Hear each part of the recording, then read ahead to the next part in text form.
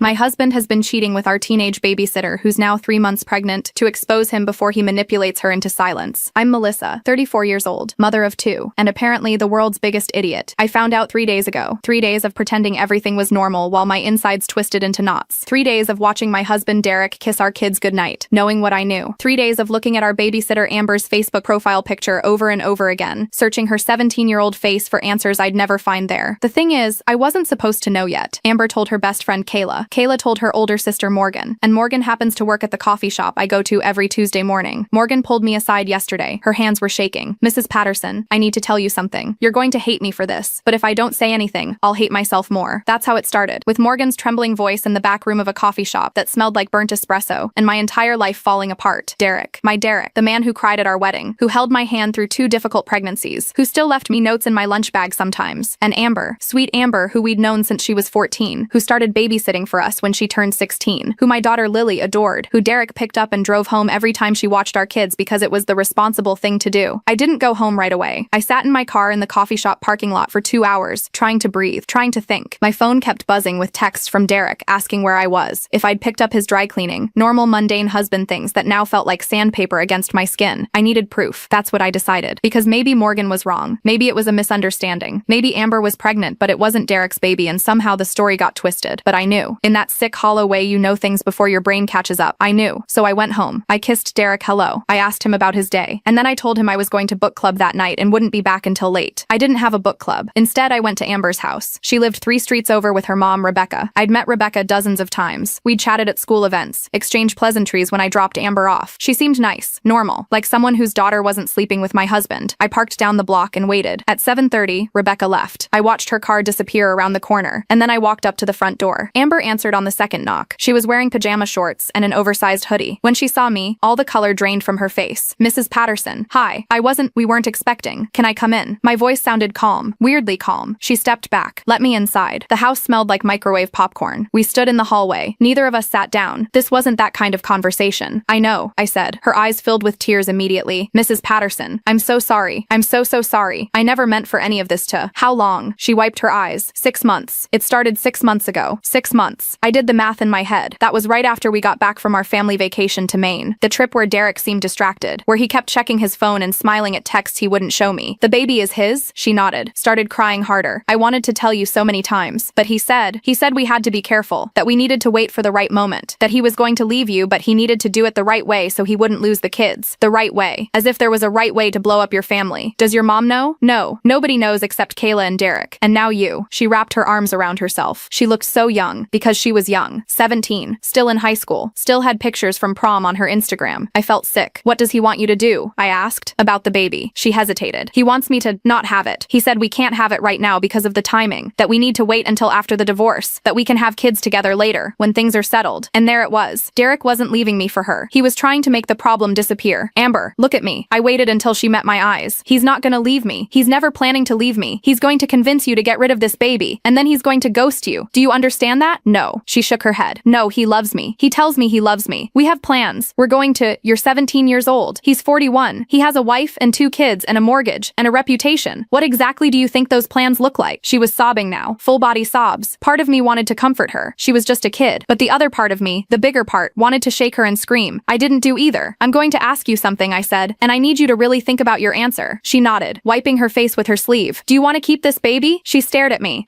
Yes. I think so. I mean, I'm scared. But yes. Then keep it. Don't let him pressure you into doing something you'll regret. Whatever happens next, whatever I do, you make your own choice about this. Okay?" She whispered. I left, went back to my car, sat there in the dark trying to figure out what came next. I couldn't go to Derek. Not yet. He'd lie. He'd manipulate. He'd turn it around somehow and make me question my own reality. I'd seen him do it before with smaller things. Missing money from our account. Suspicious text messages. He was good at making me feel crazy. I needed something he couldn't talk his way out of. So I went home, acted normal, put the kids to bed while Derek watched football in the living room. Then I took a shower and crawled into bed next to my husband and pretended to sleep. At 2 a.m., I snuck into his office. Derek kept everything on his laptop. I knew his password. It was Lily's birthday plus our anniversary year. Not exactly Fort Knox. emails. I sat down in his chair, opened his computer, and started searching. The emails were archived in a folder labeled Client Files Anderson. Clever. Boring enough that I'd never click on it. But there they were. Hundreds of them. Starting 7 months ago. Hey beautiful. Can't stop thinking about last night. You make me feel alive again. I wanted to throw up, but I kept reading. There were photos too. Amber in lingerie. Amber smiling at the camera in what I recognized as a hotel room. Amber with her hand on her still flat stomach, captioned Our Little Secret. And then I found the recent ones, from 2 weeks ago. Derek, we need to talk about options. Amber, what kind of options? Derek, I looked into clinics. There's one 2 towns over. I can drive you there on Saturday. Your mom won't have to know. Amber, I don't know if I want to do this. Derek, baby, we've talked about this. It's the only way. Once this is handled, we can be together. I'll tell Melissa everything, but not while you're pregnant. It's too complicated. Amber, you said that a month ago, and 2 months ago. When are you actually going to tell her? Derek, soon. I promise. But you need to trust me. This is what's best for everyone. Amber, what about what I want? A long pause. Derek, what you want? You're 17 years old. You don't know what you want. You think you do, but you don't. I'm the adult here. I'm making the responsible decision. Amber, I'm keeping it. I've decided. Derek, no, you're not. You're going to that clinic on Tuesday, and you're going to do what needs to be done. Because if you don't, if you keep this baby, I will deny everything. I will tell everyone you seduced me, that you've been obsessed with me for years, that you're lying about the baby being mine. Your reputation will be destroyed. No one will believe a word you say. I screenshot everything, sent it to my email, to my phone, to a cloud storage account Derek didn't know I had, but I kept digging, because if I was going to do this, I needed everything. I found more. Bank statements showing cash withdrawals I didn't know about, hotel receipts, charges to jewelry stores I'd never received gifts from. He'd bought her a necklace for her 17th birthday, $200, while telling me we needed to cut back on expenses. I found text messages he'd deleted from his phone but not from his laptop backup, messages from other numbers I didn't recognize, women I didn't know. This wasn't just about Amber. This was a pattern. How many others had there been? How many times had I believed his lies? I kept searching until almost 4 a.m. By the time I was done, I had enough evidence to bury him. Derek was still asleep when I crawled back into bed. The next morning, I called in sick to work, told Derek I had a stomach bug. He kissed my forehead, told me to rest, and left for his office downtown. As soon as his car pulled out of the driveway, I was on the phone. I need you to come over, I said to my sister Jennifer. Right now. She heard something in my voice. Didn't ask questions, just said she'd be there in 20 minutes. When she arrived, I showed her everything. The emails, the photos, the text messages, the financial records showing money spent on hotels and gifts. She sat on my couch with her hand over her mouth, crying. That son of a... She stopped herself. Looked at me. What are you going to do? I don't know yet, but I need you to help me figure it out. We spent the next 3 hours planning. Jennifer was a paralegal. She knew things. She made phone calls to lawyers she'd worked with, got me consultations scheduled for later that week, helped me start documenting everything. Our assets, our accounts, Derek's income. You need to open a bank account in just your name, she said. Start moving money. Not a lot. Just enough to cover a lawyer and living expenses for a few months. Do it slowly so he doesn't notice. Isn't that illegal? No. It's community property. You have every right to access it. You're just making sure you have resources when things get ugly, and they will get ugly. She was right. Over the next week, I moved small amounts of money into a new account. 500 here, 1,000 there. Nothing that would trigger alerts. I met with 3 lawyers, chose the best one. Her name was Victoria Chen. She was expensive, but she had a reputation for winning. This is going to be a fight, Victoria told me. Your husband will hire someone just as good, maybe better. You need to be prepared for him to get nasty. I'm prepared, but here's the thing. I didn't just want a divorce. I wanted Derek to face consequences, real ones, because Amber was 17, and in our state, that made Derek a criminal. The age of consent was 18. Derek knew that. He'd mentioned it once, years ago, when there was some case on the news. He'd been disgusted by it, called the guy a predator, said men like that deserve to be locked up, and now he was that man. I called the police that afternoon. The officer who took my statement was a woman named Detective Richards. She was probably in her 50s, with kind eyes and a no-nonsense demeanor. She listened to everything without interrupting, took notes, asked clarifying questions. This is going to be difficult, she told me when I finished. These cases always are. The victim is often reluctant to cooperate. They think they're in love. They don't see themselves as victims. I know, I said. But she's pregnant, and he's pressuring her to terminate. She told me that herself. Detective Richards nodded. We'll need to talk to Amber, get her statement, and we'll need the evidence you've collected. I gave her everything. The screenshots, the emails, the timeline. What happens now? I asked. We investigate. We build a case, and then we decide whether to press charges. How long does that take? Could be weeks. Could be months. These things don't move quickly. I didn't have months. Amber was already 3 months pregnant. Derek was already pressuring her. Every day that passed was another day he could convince her to do something she didn't want to do. I need to speed this up, I said. Detective Richards looked at me carefully. Mrs. Patterson, I understand you're angry, but you need to let us do our job. Don't do anything that could jeopardize the investigation. I nodded, smiled, lied. Of course, I understand, but I had no intention of waiting. That night at dinner, I played the perfect wife. I asked Derek Derek about his day, laughed at his jokes, refilled his wine glass. I was thinking, I said, cutting into my chicken. We should have Amber babysit this weekend. It's been a while. I think Lily misses her. Derek nearly choked on his water. Amber? I don't think that's a good idea. Why not?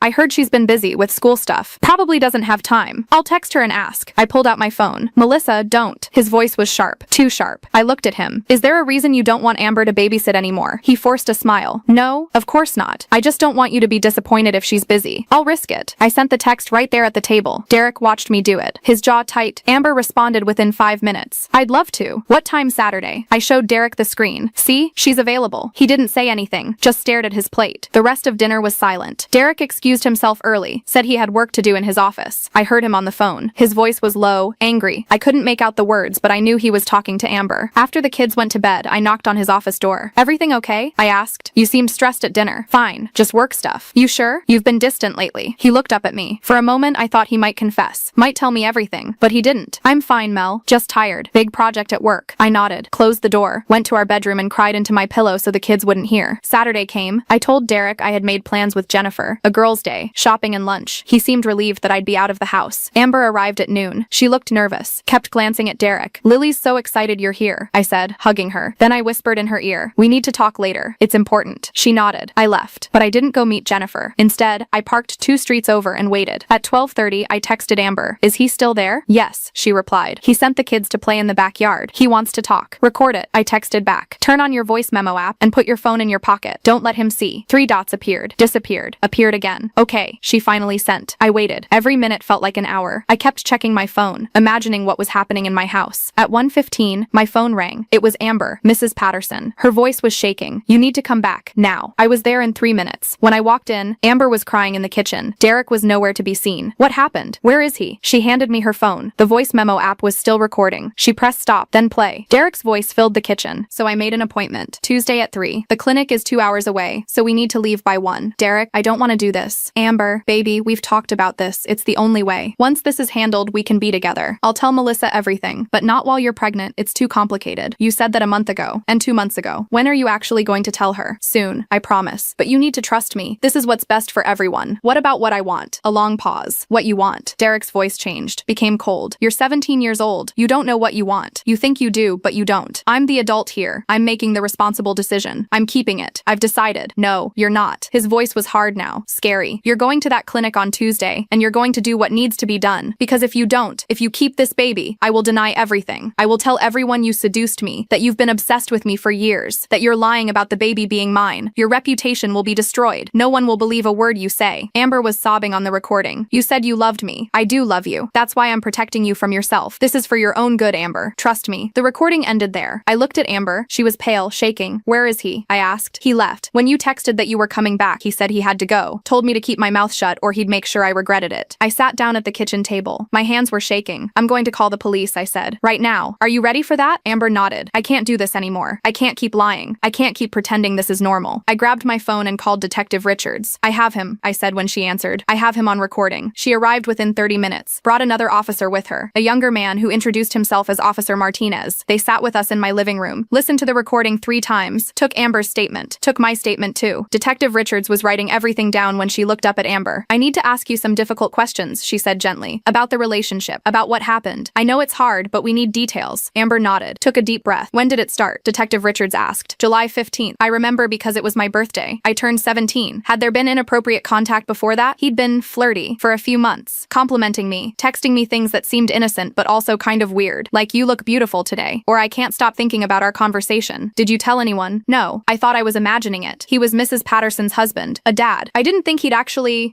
what happened on July 15th. Amber's voice got quieter. He said he needed to talk to me about something important, asked if I could meet him. I thought it was about babysitting, but he took me to a hotel, said he couldn't keep his feelings hidden anymore, that he'd been in love with me for months, that his marriage was over and he was just waiting for the right time to leave. What did you say? I said I didn't know, that it felt wrong, but he kept saying all these things, that I was mature for my age, that I made him feel alive, that we were meant to be together, and I wanted to believe him. He was the successful, attractive man who was paying attention to me. It made me feel special. My heart was breaking listening to her. She'd been manipulated, groomed, and she'd had no idea. Detective Richards asked more questions. How many times they'd been together, where they'd gone, whether anyone else knew. Then she turned to me. Mrs. Patterson, what made you suspect the affair? I explained about Morgan, about the emails I'd found. background, about the pattern of behavior I'd started noticing. When we were done, Detective Richards closed her notebook. "This is coercion," she said, "threatening a minor to force her to terminate a pregnancy. Combined with the statutory rape evidence you've provided, we have more than enough for an arrest warrant." "How long?" I asked. "We can have him picked up tonight." I looked at the clock. It was almost 2:30. "He'll be home around 6, I said. "You can arrest him here, in front of our house, in front of the neighbors, in front of everyone who thought he was such a great guy." Detective Richards nodded. "We'll be ready." After the police left, I sat with Amber for a while. "What happens now?" she asked. "Now you go home. You tell your mom everything, and you let the police do their job? My mom is going to be so angry. She might be angry at first, but she'll come around. You're her daughter. She loves you." Amber left around 3. I was alone in the house. I called Jennifer. "Can you pick up the kids from school?" I asked. "Take them to your place for the night?" "What's happening?" "They're arresting Derek. Tonight. I don't want the kids to see it." Jennifer was silent for a moment. "Oh my God. Okay. Yeah, I'll get them. Should I tell them anything?" "Tell them they're having a sleepover. That's it." "Melissa, are you okay?" "I will be." I hung up, looked around the house. This was the last day things would be normal. Well, not normal, but the same. After tonight, everything would change. I sent Lily and Marcus to Jennifer's house with their overnight bags, told them I had a special dinner planned with their dad, and they got to have fun with their cousins. They were excited, didn't ask questions. At 5:45, I stood in my living room and waited. At 5:58, Derek's car pulled into the driveway. At 6:03, 2 police cars arrived. I watched from the window as Derek got out of his car, confused, watched as the officers approached him, watched as they told him he was under arrest for statutory rape and coercion of a minor. His face went white. He looked at the house, saw me standing in the window. Our eyes met. For a moment, I saw real fear in his face. Not the calculated fear of someone caught in a lie. The genuine fear of someone realizing their world was ending. I didn't wave, didn't smile, just stared at him as they put him in handcuffs and read him his rights. The neighbors came out to watch. Mrs. Chen from next door with her mouth hanging open. The college kids who rented the house across the street, filming on their phones. The Johnsons with their perfectly manicured lawn, whispering to each other. Everyone saw. Derek was shouting now, saying it was a misunderstanding, that his wife was crazy, that he hadn't done anything wrong. Melissa,